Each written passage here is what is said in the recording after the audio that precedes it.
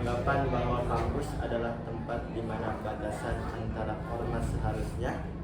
Apakah identitas ormas masih relevan dipertahankan secara eksklusif di dalam kampus?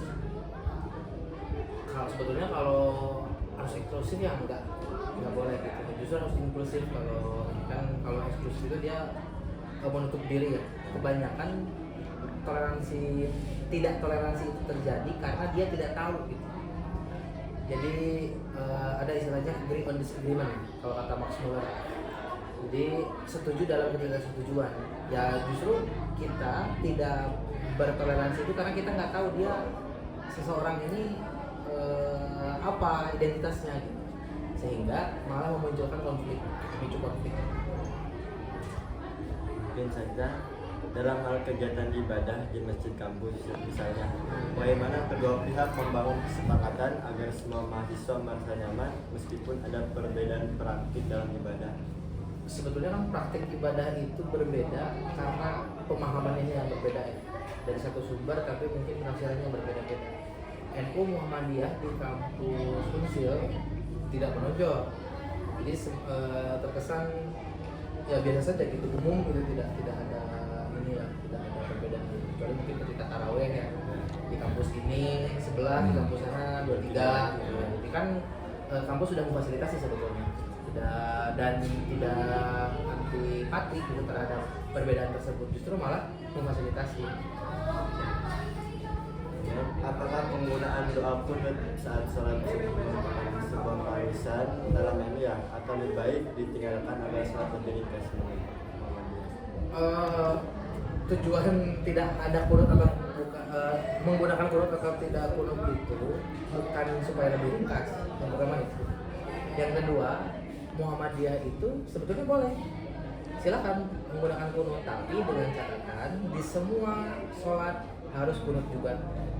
Karena sama kalau dia itu kan cuma hanya subuh saja, justru semua boleh-boleh saja kunut, apalagi kunut tajilah misalkan. Ketika Jumatan kunut ya tidak masalah. Kecuali ada hal-hal penting seperti itu.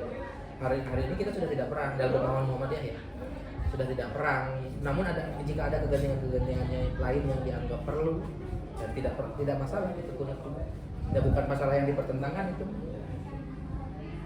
Terus bagaimana pendapat Bapak tentang pembacaan usholi niat yang dilafalkan sebelum takbiratul ihram? Pendapat saya? Ya boleh-boleh saja. Kenapa? Kalau saya tidak dilafalkan. Saya secara pribadi tidak dilafalkan karena memang tidak diajarkan dari awal. Kalaupun bagi sepemahaman saya yang kemudian dilafalkan itu untuk menegaskan niat gitu, supaya niat itu lebih afdol kalau misalkan dilafalkan. Kalau saya karena kebiasaannya tidak, ya kita wudhu juga kan niatnya sholat gitu ya. Kita ke masjid mengangkat kaki bawa sajadah itu kan sudah sholat. Niat itu kan geratas hati apalah itu ya. Jadi muncul dalam diri kita, mau sholat nih itu kan sudah niat. Tapi kemudian Imam Syafi'i supaya lebih kuat, karena NU kan memang Imam Syafi'i ya semuanya. Jadi supaya Imam Syafi'i itu lebih dengan ikhtiar itu kehati-hatian. Nah, supaya lebih afdol, lebih niatnya lebih pas gitu, lebih kuat, maka harus dilafalkan.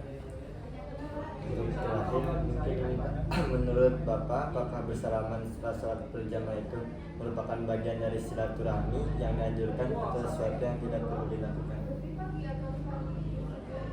Ya itu mah apa ya,